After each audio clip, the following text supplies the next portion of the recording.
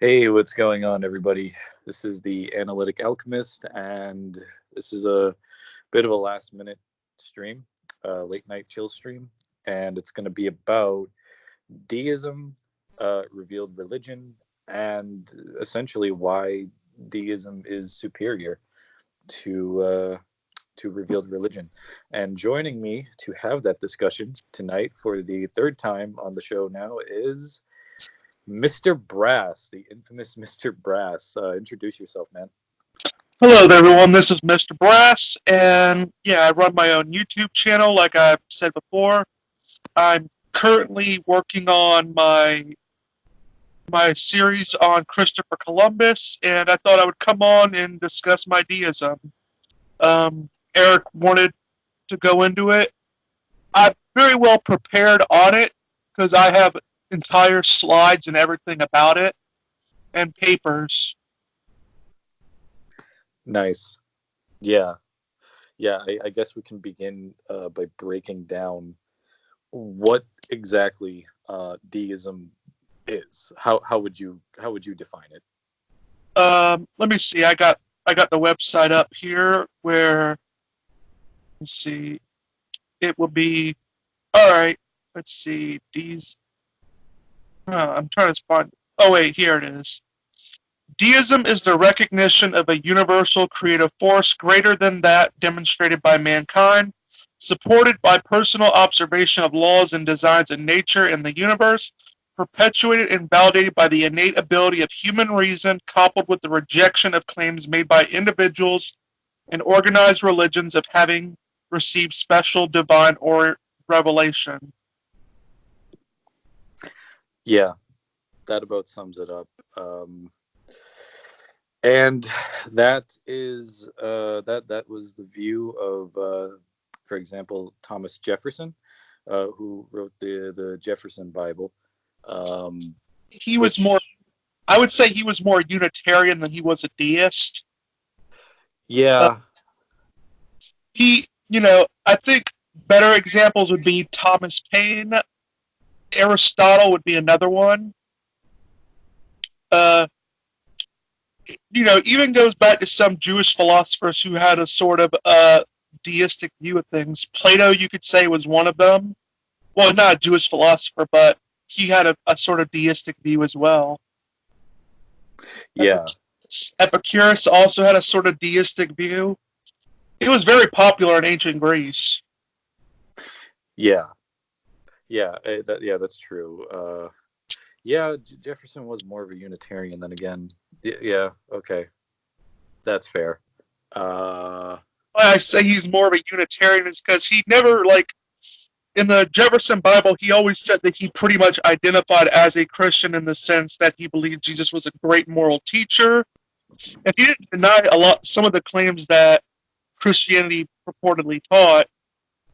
Um, he more or less fell under Unitarian at the time, because his beliefs more or less matched what the Unitarian Church has taught. yeah, yeah, and if anyone doesn't own the Jefferson Bible, they definitely should go and get a copy. I think it's like $2 on Amazon. It's really cheap. You can get it for Um, free too. oh yeah, you just gotta just go to Mr. Brass here. He is a walking human library, and you can get virtually any book for free if you just ask him. Um, yeah, but so why? Because I'm making this transition myself, but I figured I'd ask you since you're more versed in the field. Why do you think deism is is superior in any way philosophically or otherwise to any of the other revealed world religions?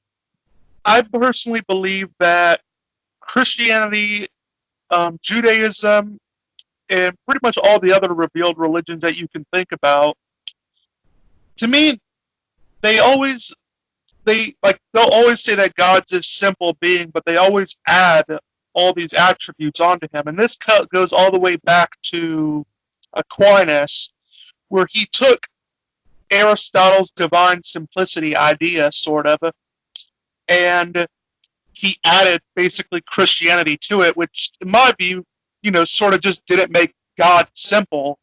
Aristotle's view of God was much more simpler than Aquinas put it out to be. Because Aristotle's God didn't really do miracles, or was not, didn't do miracles, and even in Aristotle's view, the afterlife wasn't even there. Yeah. I mean, Aristotle believed in the soul, but he sort of believed in the soul in the sort of way you believe in a battery and a toy car. Like, he didn't deny that there was a battery for the toy car, but he said that if you don't have the car, the battery has nothing to do. Right. Yeah. And it'll run out on its own. Yeah, I think his idea was more like sort of a, the soul was like that which like animates the body, whatever. And like, yeah, it was a pretty simplistic take, which I think is always a good thing. Nothing wrong with KISS. Keep it simple, stupid. Well, I mean, his idea more or less was that the soul informed the body, and ultimately the soul needed the body for its identity. And while it wasn't a material aspect, it still relied on the physical as its composite. So if you didn't have the body, the immaterial aspect just sort of went away with it as well. Yeah. Yeah, it was like sort of the essence of a thing. And both sort of had a reliance on one another. Like the soul was contingent upon the body, and the body was contingent upon the soul, right? Like, pretty much. And another thing that I also go into is when they deists, contrary to belief, they don't reject miracles per se. They just reject divine interventionist miracles. Obviously, deists, if you would consider the universe being created as a miracle, deists believe in that. Yeah.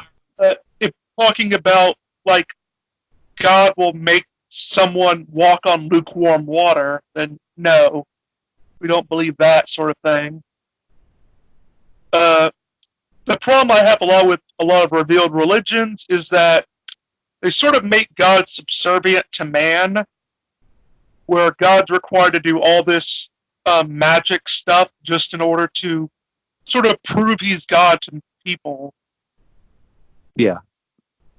It's like he has to walk on water, he has to make someone walk on water, he has to raise people from the dead, he has to jump through all these hoops in order to appear godly to people. I'm like, that seems like so ad hoc. People can recognize God, in my opinion, just through nature alone. They don't need all these fanciful tricks in order to come to believe in God. Yeah. Yeah. When it comes to like Jesus of Nazareth, and then the whole concept of him being God incarnate, it gets so complex, like unnecessarily complex, because then you have the Trinity, and for the life of me, I understood like generally what the concept of the Trinity, but I guess I could never make like logical sense of it. It's like, okay, like you're adding unnecessary dimensions to God. When you say he became a man, and he performed all these miracles, and he gave all these prophecies, and kind of what you said, it's like under Christianity, it's like God had to like kowtow to humans to prove his divinity, rather than just kind of taking a view like Paul in Romans 1, where he pretty much just says, the beauty and complexity of nature is sufficient, for one to come to the conclusion that there's a there's a mind, a rational mind behind creation. Um, yeah, it's uh, deism is it offers a simpler version of God, pretty much, Well, yeah, and a lot of people wonder how you can get like all loving, or I mean, all good in a deistic sort of perspective, but Aristotle, I think, addresses it pretty well, where we tend to have this idea of defining goodness in terms of personality. However, we know that there are other ways of defining good. We can define it functionally. Um, like, for example, we can say a computer is good. Why? Because it's following its nature. It's working good in the sense that it's working towards its ends, its desired ends. yeah, And I think that, deism would also make more sense, like if you take into account things like the multiverse, than it would under theism in general, like revealed religions, because they have this very interventionist sort of belief. And but like on a multiverse, like you could say that God is making things maximally functionally good, like things are working towards their desired ends. But it would also make it God intervening in the natural world unnecessary, as there will always be some universe where he intervened to do something would be better, like him not intervening to do something would be better than him intervening. So to me, the best option would be for God to just remain indifferent to these things and to these states of affairs. And, I feel like that will really go in, like that really, God being indifferent actually shows he has, I would say, more loving in a sense than a lot of Christians give it, because basically, he's saying, I'm letting you guys go on your own and I'm not going to constantly baby you, yeah, screw up. So I'm thinking you could make the argument that deistic God is much more, at least in the functional sense, loving than the Christian God. yeah, yeah. I mean, under under deism, you don't have this like sort of a constant threat of eternal damnation. Um, if you screw up, like you know like something like a teaching Jesus gave was if you look at like a woman in lust, then you've already committed adultery with her in your heart, and you're in boom, you're just you're guilty, just like that, just for like looking at a girl and saying, "Ooh, I think she's attractive" or whatever. It's like you're already like you're already convicted, Hey, and Eric, that's yeah. I was saying that's more of a misunderstanding of what it's actually saying. Um, please note that the topic is about adultery. So, what would be the appropriate, like, what would it logically mean that the woman is likely tied to? Oh Marriage. yeah. So, what that verse is particularly talking about, I'm not, like, there are some people that say it's just talking about a married woman. I think that's too strong. I think what it's referring to is any woman that's betrothed or is married to someone. Basically, Jesus was saying about how it's wrong to look at a woman that's already taken by someone. She's either betrothed to someone or she's actually married to someone. Because it goes, like, Jesus was more or less talking about the 10th commandment, you know, do not covet. Yeah. Yeah, okay, that makes sense. Uh, getting schooled right now. Wait, guys, I forgot to mention, Mr. Brass is the he jokingly calls himself the deist Christian, because he has to correct, what is it, like mostly the like pop culture new atheists online about their misconceptions about biblical matters. Oh, yeah, I mean, I mean, what's funny is people often call me a Christian apologist, and I say I focus a lot more on the Old Testament than anything else. So, I mean, if anything, I'm more of a Jewish apologist, if anything. Because I mean, Yeah. because 95% of all um, non-believer criticisms is directed towards the Old Testament. Like, Yeah.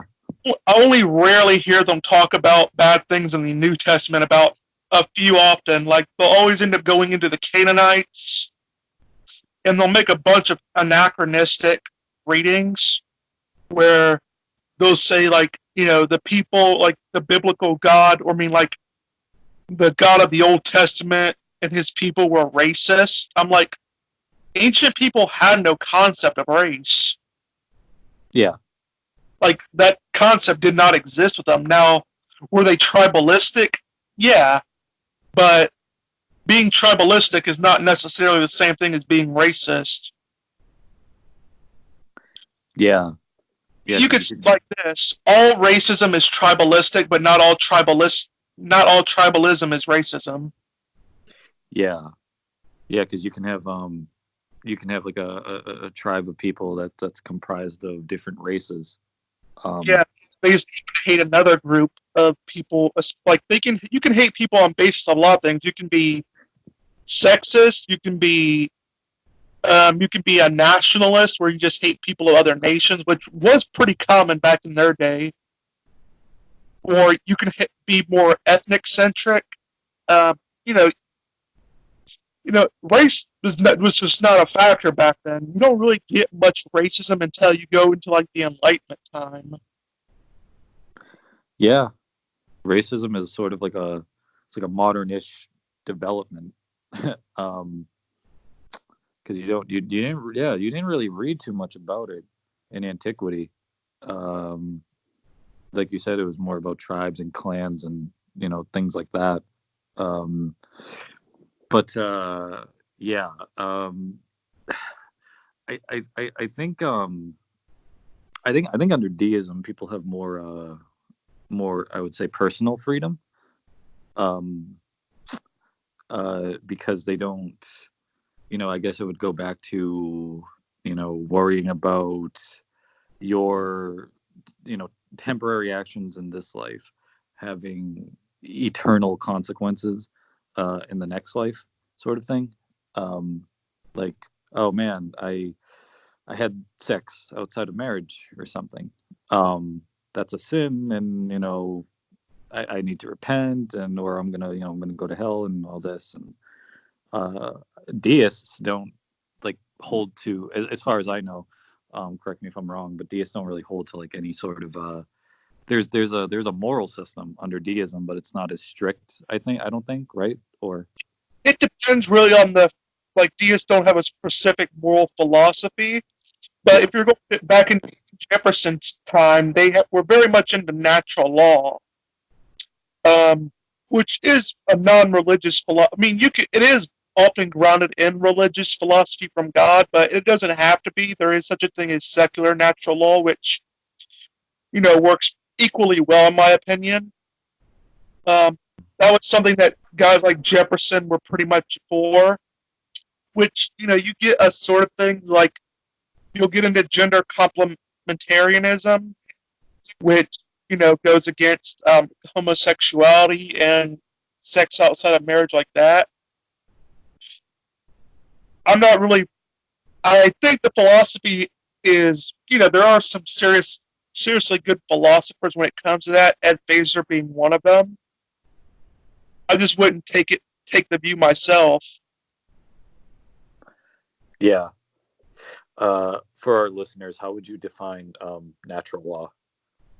I mean, it depends on which kind you mean. If you mean divine natural law or secular natural law, um, I mean, the difference really comes into how, with divine law, it's obviously grounded more in God, whereas secular natural law, it's more divine by human reason. Yeah, yeah, Uh, Let me look into it, just so I get a proper definition for it. 'Cause, I mean, I know it a little bit off the top of my head, but I know I would butcher it. Yeah, that's cool. All right. Let's see. Oh, trying to think. I know I'm trying to figure. All right. Well, we can still talk about stuff. I'm trying to just figure it out. Okay. Yeah, take your time. Um, so yeah, what was there a point where you know in your life where you weren't you wouldn't consider yourself a deist? Did you make like a jump to that at some point, or was it just like something that you developed over time? Well, I mean, I used to be a Christian. I was a Christian for about maybe the first, maybe, I don't know, about 18, 19 years of my life. Um, I wouldn't say I was a very serious Christian. I was more of a nominal Christian. I didn't really know anything about the Bible per se, except like I had a basically rudimentary knowledge of the Bible where, I mean, I didn't really even know about Moses or anything like that. I just sort of just said, Jesus was good. There was an afterlife and just stuff like that. That was pretty much my state of knowledge. It Yeah, wasn't. I had some. I had a personal experience that sort of made me want to read more about Christianity. So I read in more into Christianity, and I just that got me out of my belief in Christianity, and I became an agnostic for a little while before I then read up on deism from the likes of the founding fathers and from Thomas Paine and stuff like that. And I read Jefferson Bible, which ultimately made deism make more sense to me. So it was sort of a gradual process from Christianity to deism. yeah. And how long have you held the position that you do now, would you say? I would say maybe about 2 or 3 years.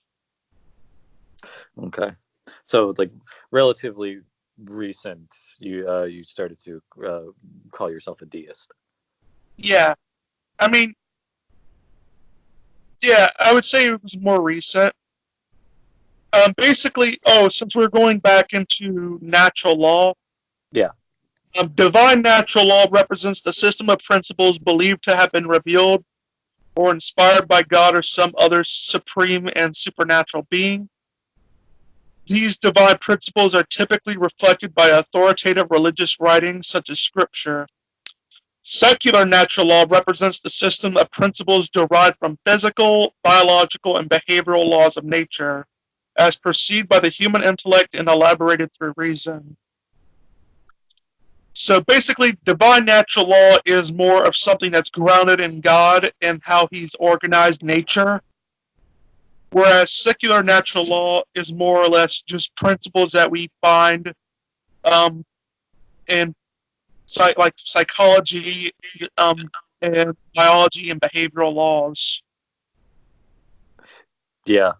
Which which one of those two would you say that you hold to, or at least like have leanings toward? Um, Obviously, I would say secular natural law would be something I'm more in line to it. I mean, I just think secular natural law is just more simpler and it requires less. I mean, even with guys like Ed Baser who are more into the divine natural law, like even they more or less says it's hard to get from natural law into God.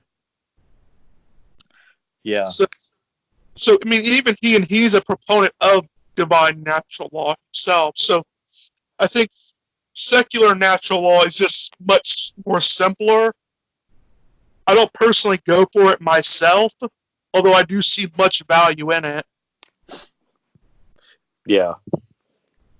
Yeah. Speaking of Ed Fazer, I'm about halfway through his book, The Five Proofs for the Existence of God. Um, have you read that by chance? No, but I have it on my computer. There it is. Yeah, it's a good read so far. It's I'd highly recommend it to anyone who's like, I guess philosophically inclined. Um, it's it's not an introductory level book.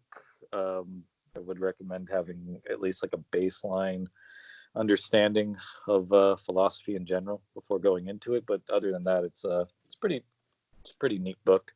Um, have you had the chance to? Well, actually, do you know about most of the arguments that he offers in there? Because I think they're pretty standard arguments for God, right?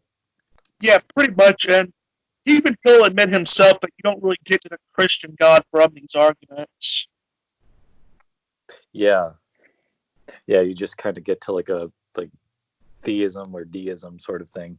Um, Either way, but yeah, that's cool.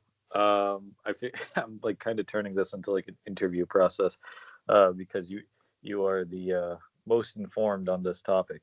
Um, And that I I don't think that, deism better addresses a lot of arguments that atheists make against, like gods like the Christian God. For example, like the problem of evil, that really only becomes a problem if you're suggesting like this personal God that necessarily will have to intervene to stop all the evil and stuff like that. You don't get the same sort of problem with deists.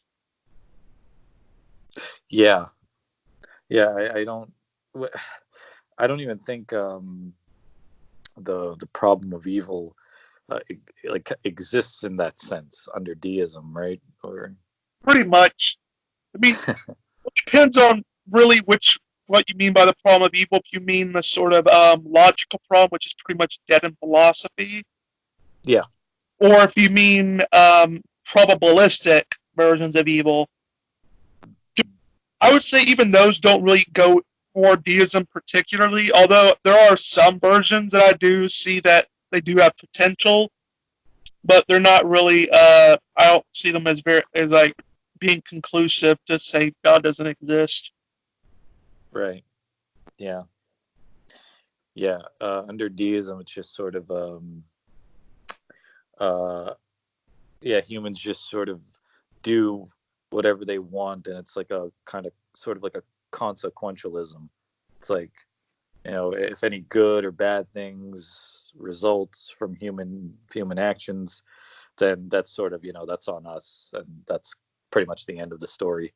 um Yeah, I mean, even another thing is like divine hiddenness is perfectly good with deism because, well, it's a problem with classical theism, as guys like William Lane Craig and stuff goes with.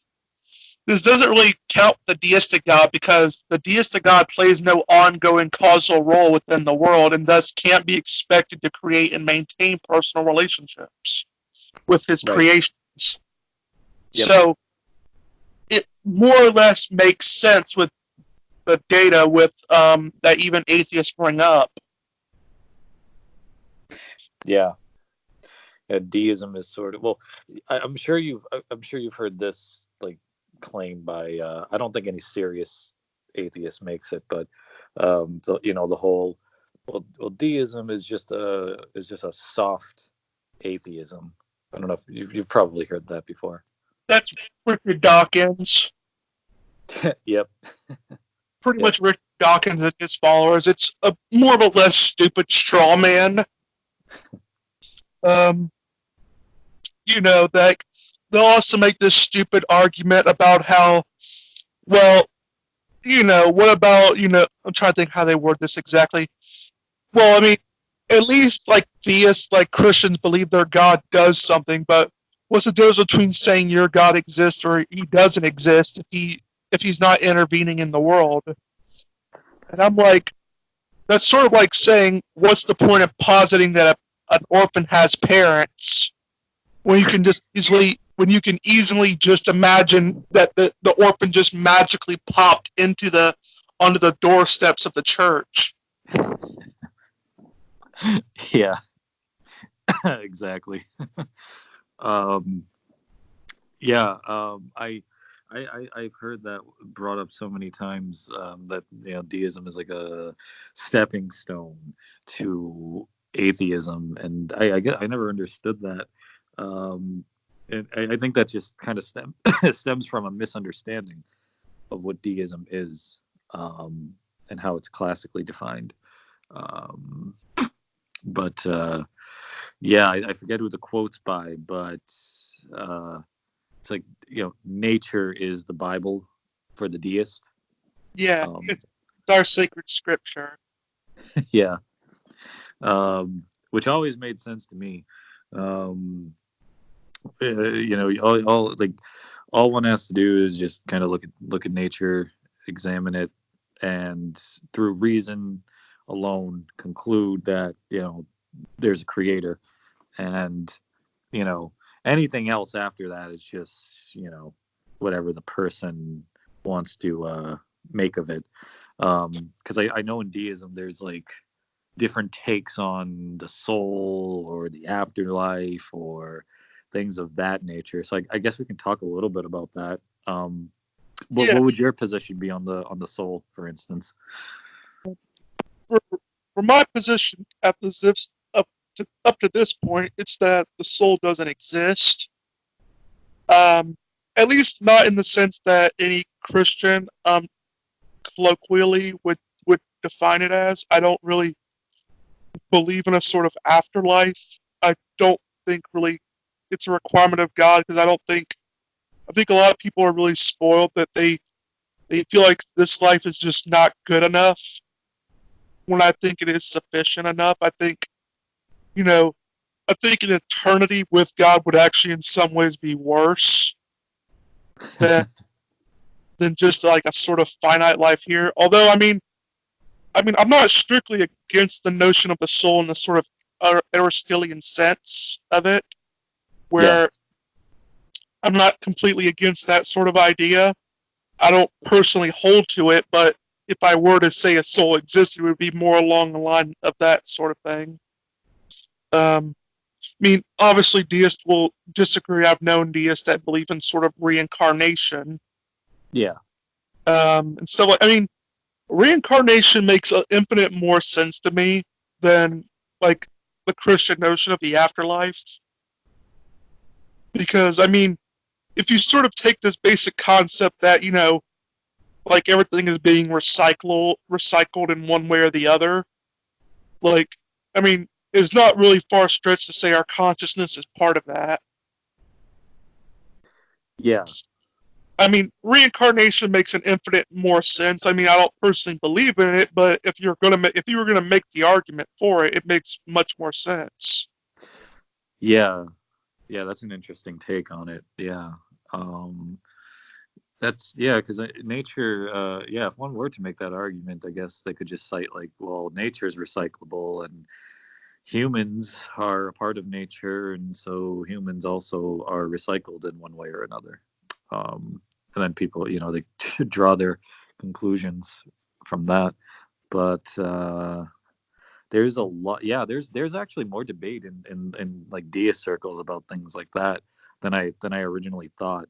I figured there was like two main points of view, which is one, the deists who don't believe in a soul or the afterlife, and then on the other side there's the deists who do believe in a soul and an afterlife of some sort. And I thought that was it. Boy, was I wrong.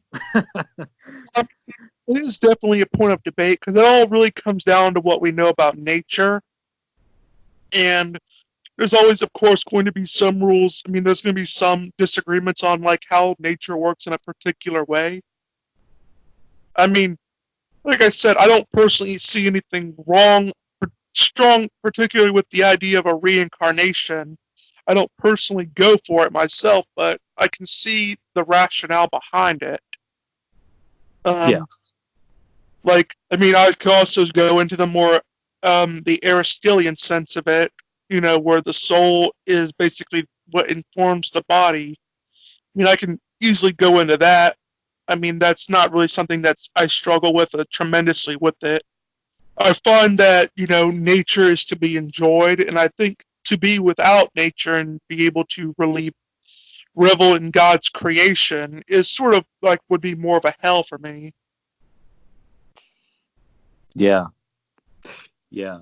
Uh, it the world was created to essentially be enjoyed and just be experienced. Um, at least if you're a deist. Um, if you're not, and you're a Christian, then you think the world was, yes, created to be experienced and enjoyed, but there's also these other theological sort of implications going on. There's a certain way that you Well, I have mean, to they believe that the world is something to be enjoyed, but you're going to be spending an infinite more long time not actually in the world.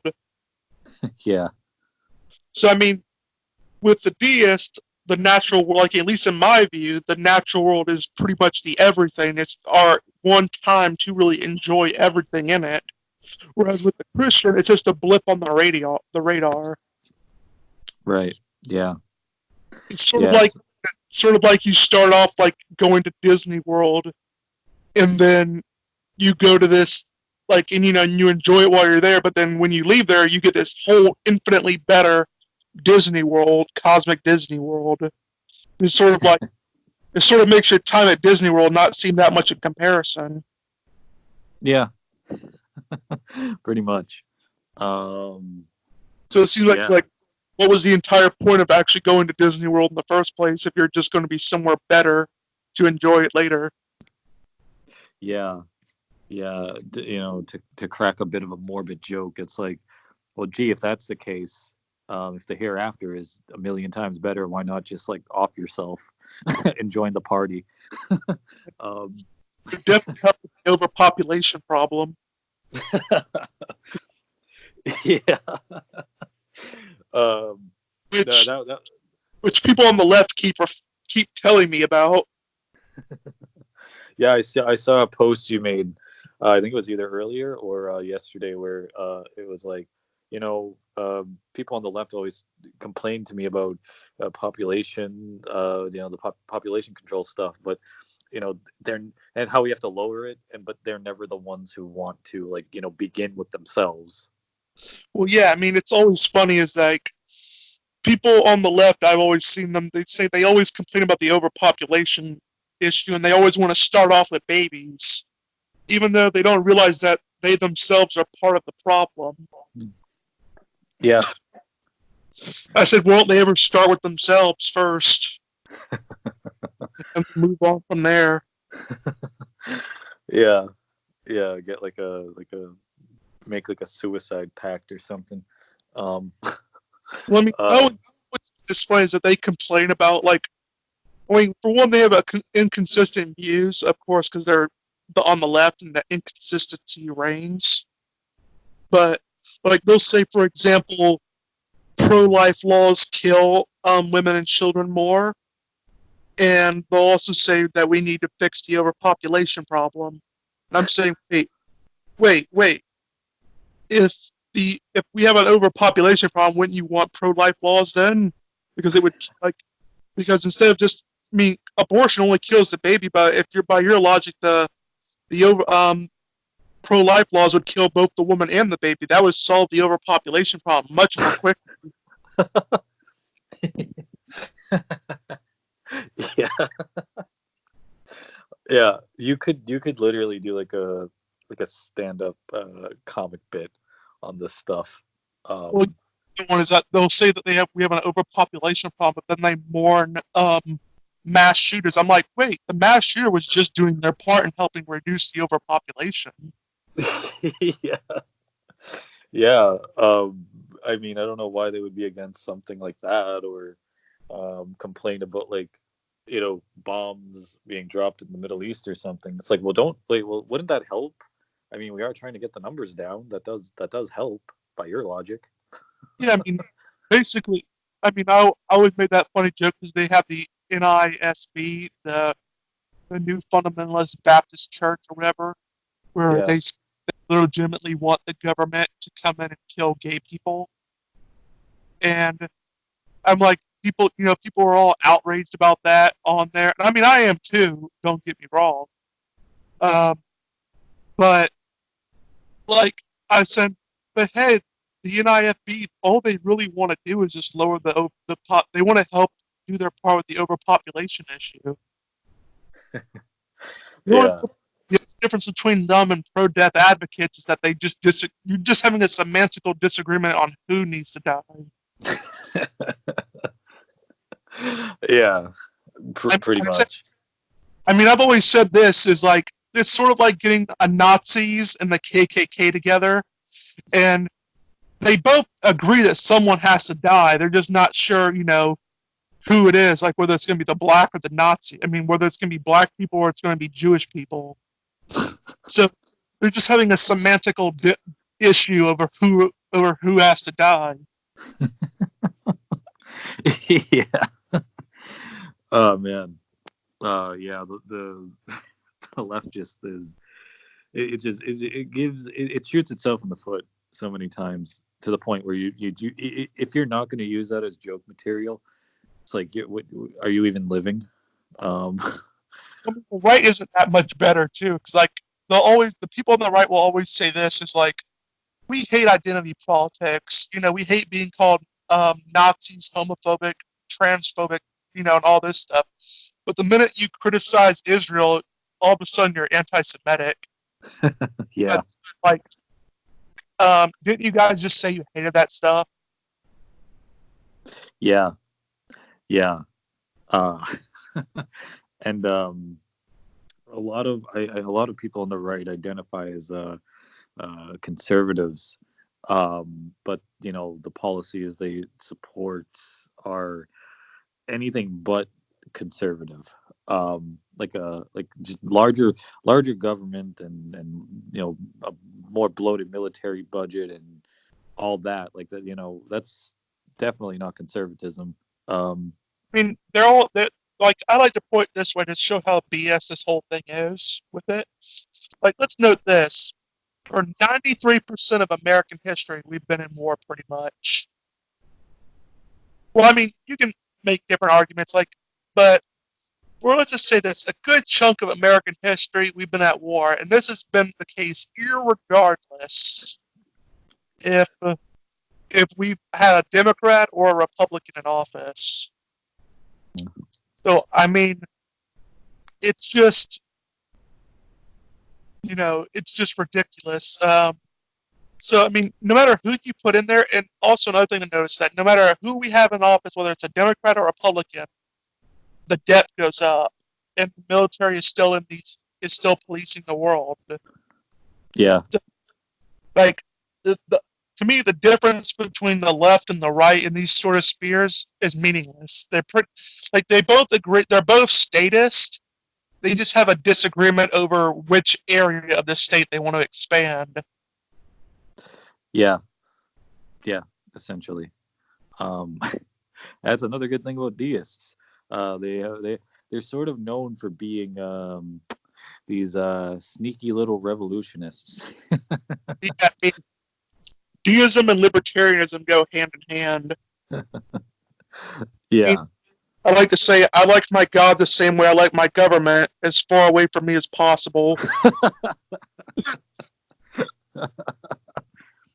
That's a quotable. I'm not sure why that's not on a shirt or a coffee mug by now. That's great. Yeah. Yeah. Well, yeah, you can. That's an interesting little niche there. You can derive certain political philosophies from deism. Um, I assume they'd be like Jeffersonian in nature, right? Pretty much. I mean, very laissez-faire. Very. Yeah. Yeah, it's pretty much it. It's another quotable one I always have that I mention is like, uh, what's the bad thing about being gay? If you're What's a man, that? it's a pain in the ass. Mr. Brass, ladies and gentlemen. Uh, um, yeah.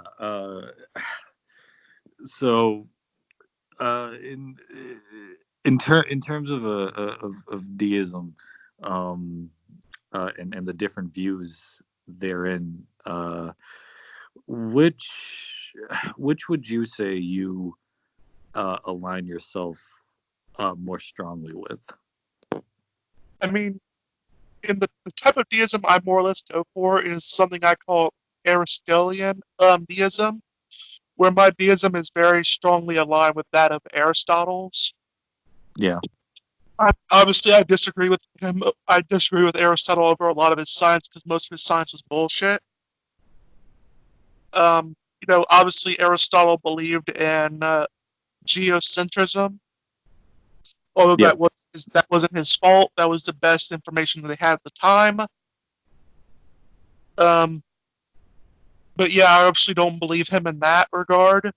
But I mean, I do think a lot of his moral philosophy, and I believe a lot of his theology is spot on when it comes to understanding God. Yeah. Yeah. Aristotle, I believe, um, I think he had like one scientific fact that uh, possibly remains true to this day, and that's that women are fundamentally broken and defective creatures. Well, I mean, you have to think about it this way. He pretty much made a science showing, like, noting the differences between men and women, and Yeah. just so he could show that women are defective. Um, like, for example, he noted how women have less teeth than men, which you have to think about it this way. This is a guy who's married multiple times, and he never once thought about checking his women's teeth. uh, oh man, not all heroes wear capes, I hear. I mean, then he was very much a slavery promoter. Yeah. He Yeah. very promoted slavery. He said some people by nature are slaves. Obviously, I disagree with him on that one. I think he was being hypocritical with his whole. I think he didn't really think that through with his own moral values.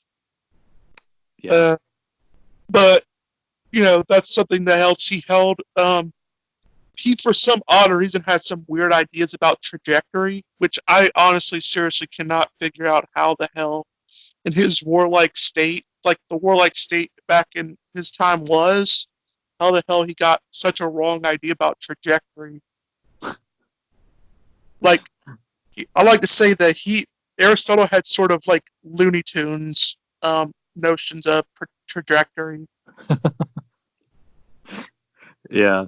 He he was certainly an interesting character. Here's the thing, Plato. Oh, that's not even, that's something. I mean, what's funny is about that is like, I mean, I could forgive the geocentrism thing because he didn't have the tools or the right mathematics to conclude that the Earth is heliocentric.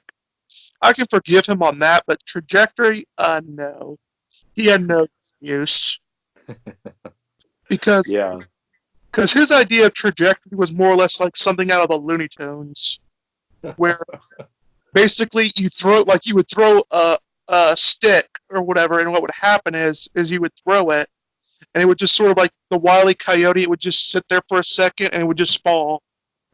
And I'm like, this guy, this is military stuff, and like they had cannonballs and stuff, not cannonballs, but they had catapults and stuff like that, and they never thought about trajectory. Way to go, Aristotle. I can forgive the whole geocentrism thing because, like I said, they didn't have the mathematics and stuff like that. But I cannot really forgive them for the whole not knowing what the hell trajectory was. Yeah. What are your thoughts on Plato? He was another interesting guy. Um, I would say he's much more complicated than Aristotle is. Um, Yeah. I mean, which to me I think is more of a credit to Aristotle because he had to take Plato's views and he had to redo them and refurbish them in order to make them more workable. Plato was much more um, a harder cookie to crack when it came to his metaphysical views. Like, Yeah. Uh, they both were sort of deist in a way,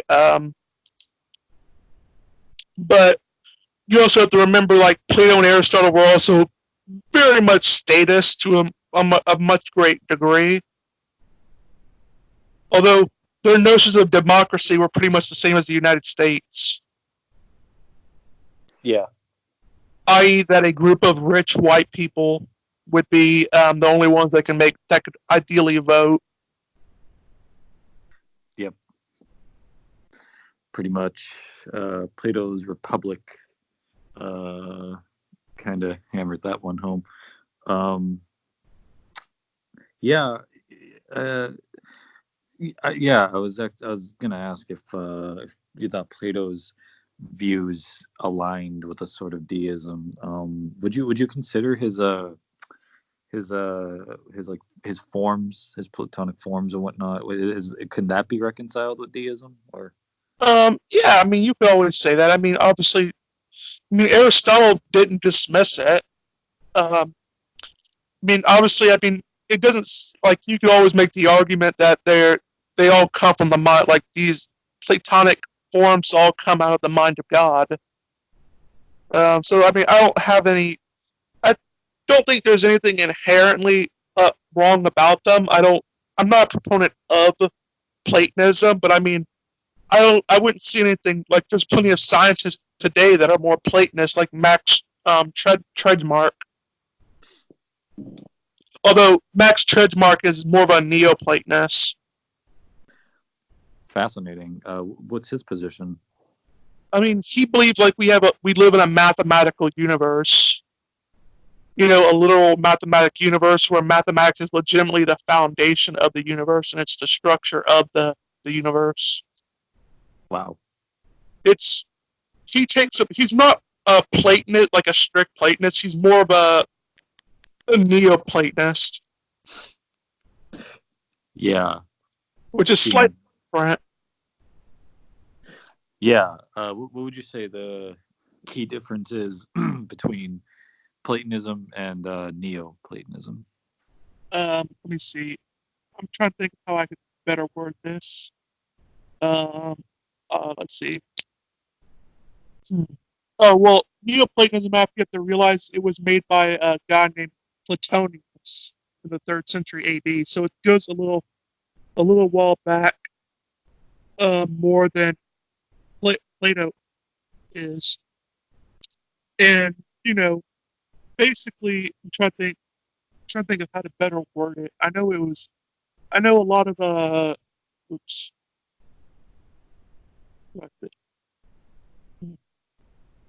Oh no, it's hard to think about it. But I'm trying to think of how they differ on it. But let's see. Yeah, I think there's Yeah, wait, I know. Neoplatonism is focused on bringing together the Greek philosophy and Christian doctrine, more or less, whereas normal Platonism isn't really for that. yeah, yeah. Uh yeah, I was gonna say I know there are some Christian theologians and philosophers who are sort of Neo-Platonists themselves. I know Johann Ratz is into that stuff.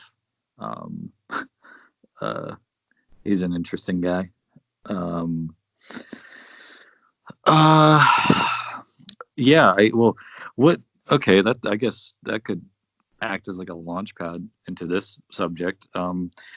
So under deism, what would you think? What would you say God is? Like, if we want to talk like ontology and stuff, how like is he separate and apart from the world completely, or could it be sort of like what we were just talking about with like Neoplatonism and whatnot, where he's like the mind in which the universe resides in, and things like that.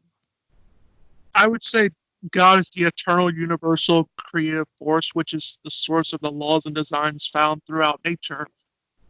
I think he would be more outside of the universe because I think when you say he's inside the universe, he's more or less, I think, evolved into pantheism.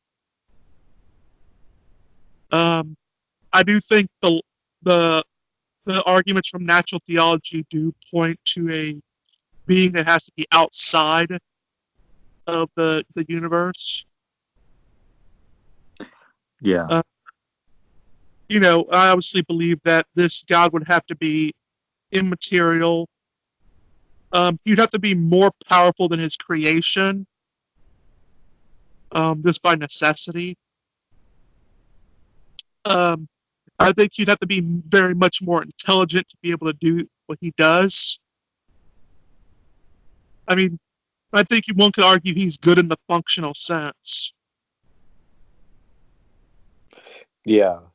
And yeah, being good in a strictly functional sense is just um, you know abiding by your blueprints essentially, like a you know if your lungs are working the way they're supposed to, then that's functionally good. If your computer is working the way it's supposed to, that's functionally good.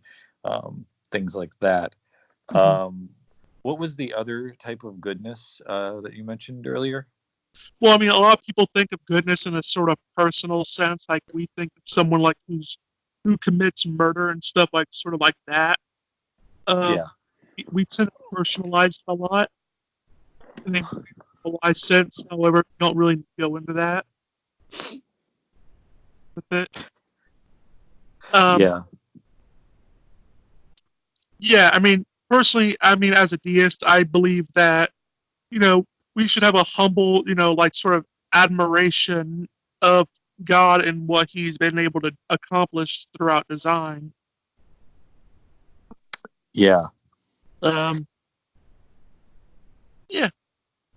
Yeah, you could take like a and deists often revere the Bible in a lot of ways for like its moral teachings and whatnot. Um, like the Book of Ecclesiastes will definitely take someone down a peg if they're feeling a little too cocky and arrogant. Um, you know, the whole reminder of one's mortality and whatnot. I mean, deism, like, we have a pretty simple idea of evil and stuff like that. Much of the evil that we complain about is self inflicted. Yeah. Like, it's in our mind, and much of the evil in the world is something to be overcome. It's we could say it's an enemy that needs to be overcome, rather than what Christians view it as, where it's a sort of disease, um, like by Adam and Eve that it's inflicted onto us. Yeah. It's Yeah. not it's not something we carry. It's something that we fight against. Yeah. Um, that's a pretty big difference. Because Christians believe that sin is like sort of hereditary, for lack of a better word, and it's like just it's just something that we're born with, and thus that's why we need the savior figure, which would be Jesus, and um, You need a that dead never. stick. What's that? I said we need a dead Jew on a stick to tell us that we're evil. Yeah, in under the Vatican, in the basement of the Vatican City. Um, Like with a Burger King hat. yeah, right next to the child rape Next up. dungeon. It's not rape. What's that? I said it's not rape if they like it. Yeah. It's dark hour, folks. Yeah. What's funny is I've always said that Muhammad, peace be upon him, he should have been Catholic. No one would have ever found out about him and Aisha. Yeah. Oh man. Yeah. Well, Muhammad went from like, you know, in the first half, or I think most of his life is like, this propagator of like, peaceful living and whatnot. And But he then got I power think, into a madman. what's that? Yeah, but then he got power and turned into a madman. Yeah. He went from saying, peace be upon you to peace be upon none No, of you. well, no, I mean, you know, Islam is a religion of peace, a peace here and a peace there.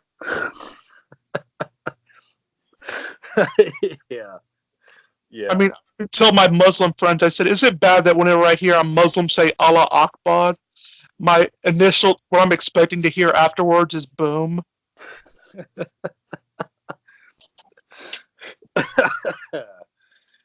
Shit. Uh, yeah. Oh, yeah.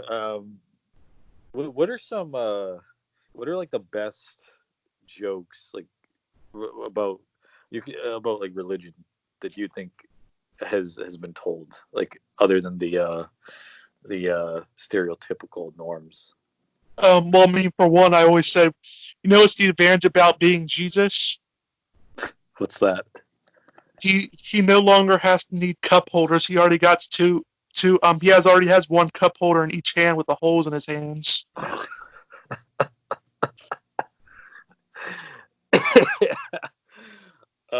Shit.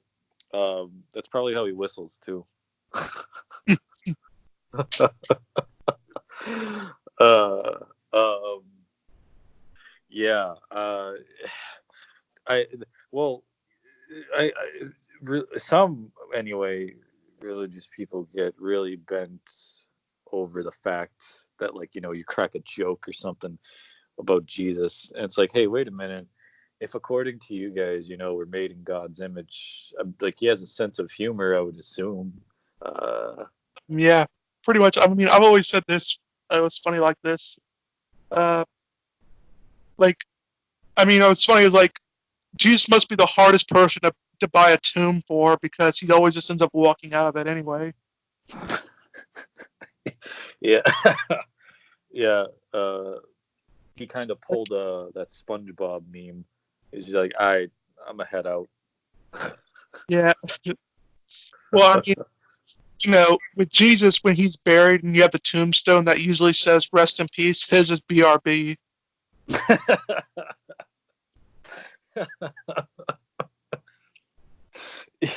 Yeah. Oh shit. Um. Uh. This is yeah. We should probably enjoy this ability to be non PC while we still can, I guess. Yeah. I mean, do you know why Jews smell so bad? Why is that? Because you remember the last time that someone told them to take a shower, right?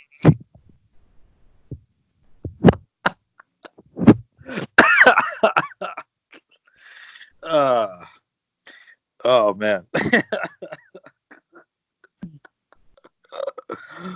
Oh shit. Um. Hey, remember how you always hear about these Christian bakers? You ever just notice that you never hear about Jewish bakers? Yeah, I wonder why that is. You know why? Why is that? Because Jews don't like being anywhere near ovens.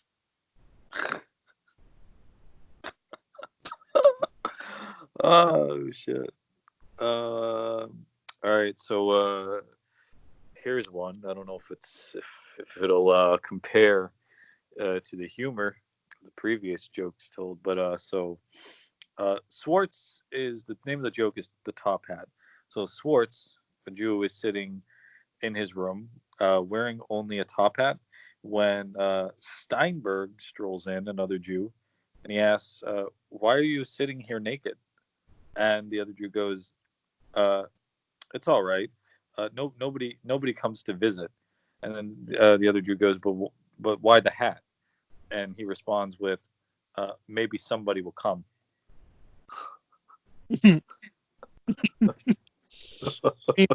You know what's the good thing? I mean, you know what's the good thing about Jesus? What's that? He's the only guy your girl can shout in bed and you're not offended. Yeah, yeah. Well, okay.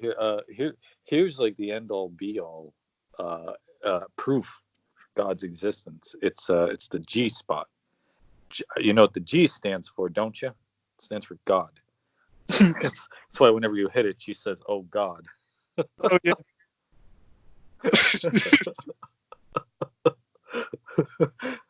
No, sorry, atheists.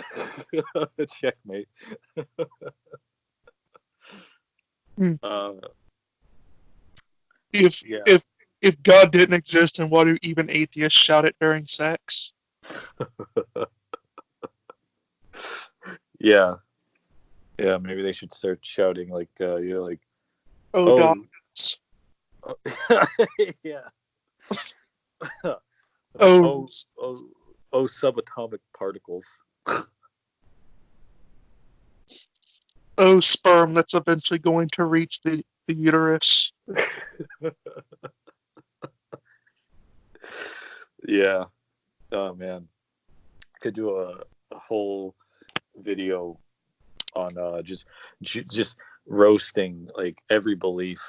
Because are there any deist jokes? Um, well, there would be, but our God's sort of unavailable at the moment. Yeah, I think the best joke I've heard about deism so far is you know, deism is basically the God that told his children he'd be right back. He's just gonna go get some milk at the store. it, it's been billions of years and we haven't seen him yet, but I'm sure he'll come back at some point. Well, I mean, that's sort of like how Christians believe with Jesus. Like, I mean, it's been 2,000 years. He'll be here one day. Yeah, he went to go get some milk from heaven. Yeah. He'll be right back. He's on. He was running an errand for his father, um, Who's also him. who is also him. Yes. That would be well, Joseph is still wanting child support from God for taking Yeah. his son and also him for 18 years. Yeah.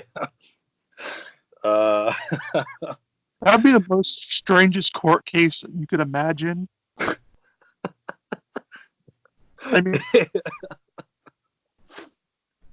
because yeah. essentially, like, I raised Jesus I raised Jesus and not no wait, I raised Jesus for 18 years, and I never got child support from God, who is also Jesus. Yeah. So, I think he either owes me child support or rent. Yeah. Probably both. Well, Yeah. Who does this guy think he is? Just not like giving Joseph any child support or any rent. I well, mean, remember this: Joseph is the ultimate cuck. yeah. Yeah. Essentially. I mean, His wife got pregnant by God. I bet right after Joseph received the vision of God telling him that he's going to impregnate Mary with the Savior, you all he heard was the Pornhub music before a video plays. God, God and Mary's sex tape. Yeah, Mary's sex tape leaked by the Vatican. Uh, Their basement. from their basement. Yes. I bet that was. I bet that's what's in the archives. Just a bunch of sex tapes uh, from way back in the day. God. Yeah, and like and the Gnostics were right, and Mary really did have multiple partners, and Jesus had multiple wives. I mean, you also get Joseph Smith that says that more or less. Yeah, yeah. Jesus was a player. Come on. I mean, Well, hung out with more prostitutes than a pimp.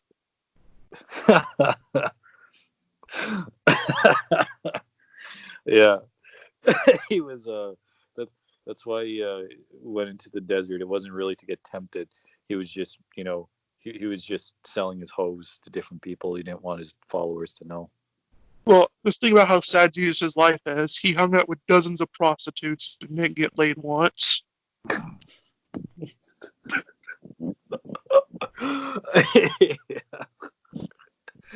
It's like I hung out with all these prostitutes, and all I got was this cross and 3 nails. Well, yeah. I mean, I hung out with all these prostitutes, and all I got is this shirt. Yeah, all I got was this King of the Jews sign that they put above my head.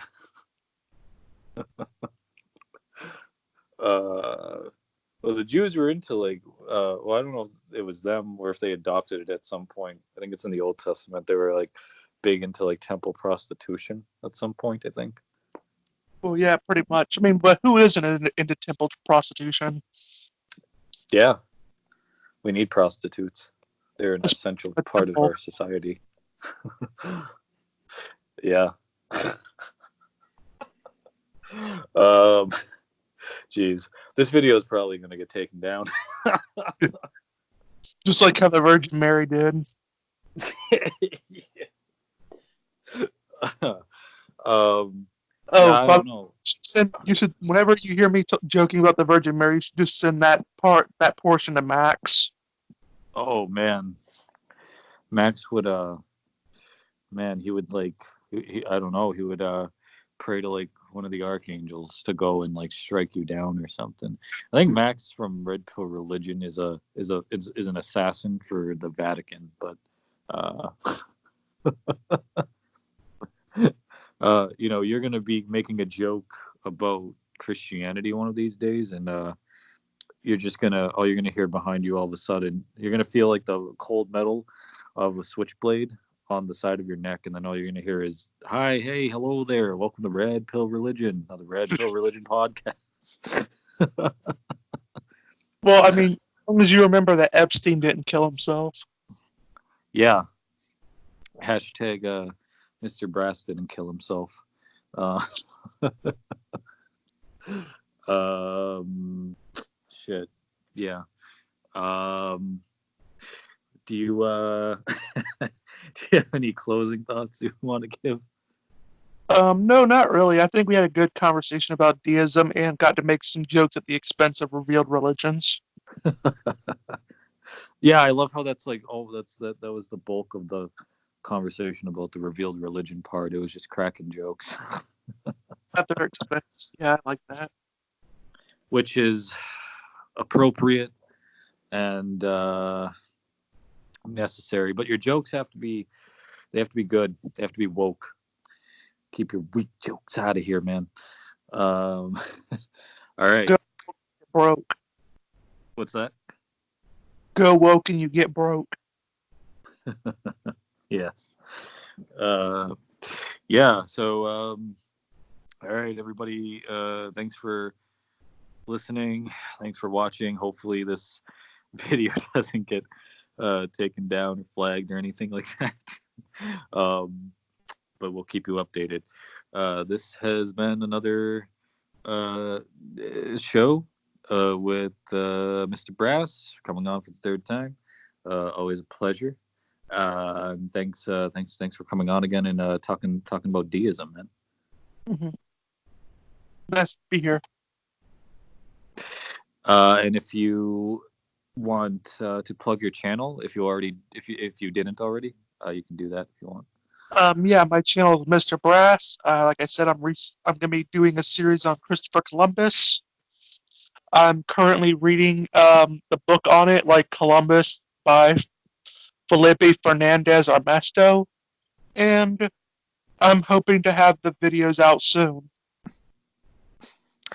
Awesome. Yeah, if anyone goes to check out his channel, definitely watch his series on the Dark Ages. Gives a really, really good historical breakdown of that whole sitch, and reveals why the Dark Ages maybe weren't so dark after all. So go and check him out and support his work. And until next time, everybody, have a beautiful day, night, evening, wherever you are in this crazy topsy turvy world of ours. And deuces.